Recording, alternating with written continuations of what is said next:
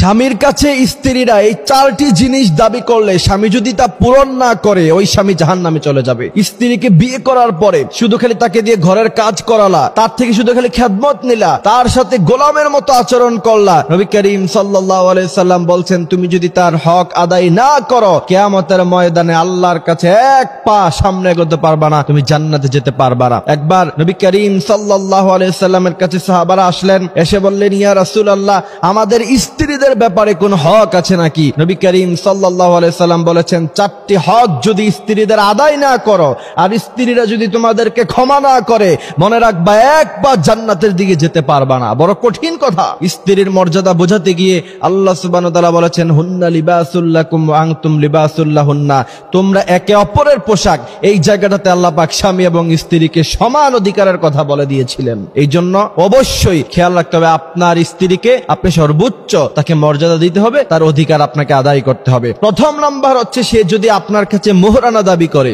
অবশ্যই আপনাকে মোহরানা দিতে হবে। এবার আপনি বলবেন যে হুজুর যদি মোহরানা দেওয়ার মতো ক্ষমতা না থাকে, মোহরানা দেওয়ার মতো ক্ষমতা না থাকলে আপনি বিয়ে করছেন কেন? আপনাকে বিয়ে করতে কে বলেছে? আপনার স্ত্রী যদি আপনার কাছে মোহরানা দাবি করে অবশ্যই আপনি তাকে মোহরানা বুঝিয়ে দিতে হবে, আর না হলে আল্লাহর কাছে আপনাকে তার জন্য জবাবদিহিতা করতে হবে। এই জায়গাতে এসে আপনার কাছে যদি একান্তভাবে মোহরানা দেওয়ার মতো সক্ষমতা সেই সম্পদ যদি আপনার কাছে না থাকে তাহলে আপনি বেশি থেকে বেশি যেটা করতে পারেন অত্যন্ত বড় নম্র ভাষায় তার থেকে আপনি ক্ষমা চেয়ে নিতে পারেন। তবে কোন স্ত্রী যদি ক্ষমা না করে আপনি কিন্তু কোনোদিন ক্ষমা পাবেন না। এই জন্য তাকে ভালোবাসা দিয়ে আদর দিয়ে তার থেকে আপনি ক্ষমা চেয়ে নিতে পারেন। তবে আপনার যদি সামর্থ্য থাকে সম্পদ থাকে এরপরেও যদি আপনি তার কাছে ক্ষমা চাইতে যান তাহলে সে কিন্তু ক্ষমা না করলে কোনোভাবে আল্লাহর কাছে আপনি কোনোদিন পার পাবেন না। অবশ্যই আপনাকে মোহরানা আদায় করতে হবে। এরপরে নবী করিম সাল্লাল্লাহু আলাইহি ওয়াসাল্লাম বলেছেন দ্বিতীয় নাম্বার স্ত্রীর হক হলো তা যদি তোমরা আদায় না করো কিয়ামতের মাঠে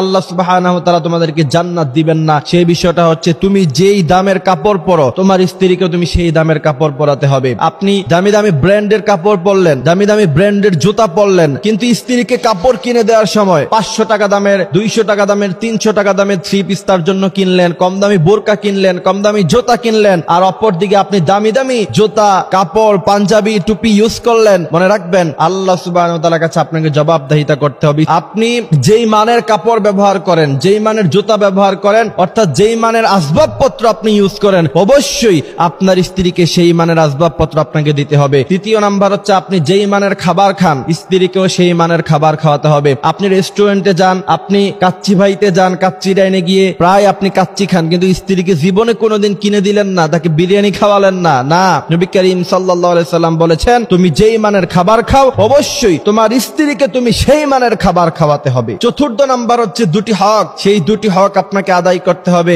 একটি হচ্ছে বর্জনীয় আর একটি হচ্ছে করণীয়। যেমন কখনো আপনি তাকে গালিগালাজ করতে পারবেন না। দ্বিতীয় নাম্বার হচ্ছে আপনি কখনো তার চেহারায় আঘাত করতে পারবেন না, তাকে আপনি সর্বোচ্চ সম্মান দিতে হবে, এটা হচ্ছে করণীয়। এই জন্য প্রিয় ভাইয়েরা আমার এইসব বিষয়গুলি আল্লাহ সুবহানাহু ওয়া তাআলা আমাদেরকে খেয়াল রাখার তৌফিক দান করুক। তার কারণ হলো আল্লাহ সুবহানাহু ওয়া তাআলা এই যে সিস্টেম স্বামী এবং স্ত্রী, এটা একটা সুন্দর একটা জীবন ব্যবস্থা। যেই সমস্ত জাতিগোষ্ঠীর লোকেরা বিয়েতে অভ্যস্ত না, দিন শেষে এদের বয়স যখন অনেক হয়ে যায় 40-50 হতাশায় ভুগে শেষ পর্যন্ত তারা আত্মহত্যা করে। যারা বিয়ে করে এরা যখন বৃদ্ধ হয়, ছেলে সন্তান হয় তাদের, তখন সম্পর্কটা সুন্দর হয়, তাদের জীবনটা বড় সুন্দর হয়। এই জন্য আল্লাহ সুবহানাহু ওয়া তাআলা বলেছেন ওয়াশিরুহুন্না বিল মা'রুফ, তুমি তোমার স্ত্রীদের সাথে সৎ আচরণ করো। সৎ আচরণ করার মানে হলো স্ত্রীকে গালি দেয়া যাবে না, বকাবকি করা যাবে না, তার গায়ে হাত তোলা যাবে না। যেই সমস্ত স্বামীরা স্ত্রীর গায়ে হাত তোলে নিজেকে বীর পুরুষ দাবি করতে চায় মনে রাখতে হবে এরা বীর পুরুষের সন্তান নয়, এরা সব কাপুরুষের সন্তান। কারণ নবী করিম সাল্লাল্লাহু আলাইহি সাল্লাম বলেছেন খায়রুকুম লিআহলি, তোমাদের স্ত্রীদের থেকে সার্টিফিকেট নেওয়া হবে। তোমাদের স্ত্রীরা যদি তোমাদেরকে ভালো বলে তাহলে তোমরা ভালো মানুষ,